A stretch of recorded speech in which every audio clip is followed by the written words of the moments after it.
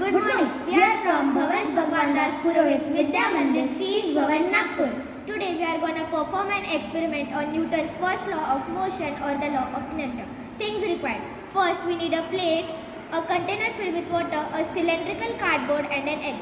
First, place the plate on the container, then the cylindrical cardboard along with the egg on the plate.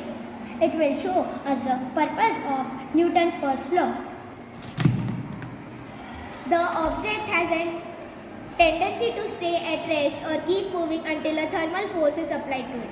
When you move the plate, the gravity takes over the egg and the egg falls in the water. Thank you.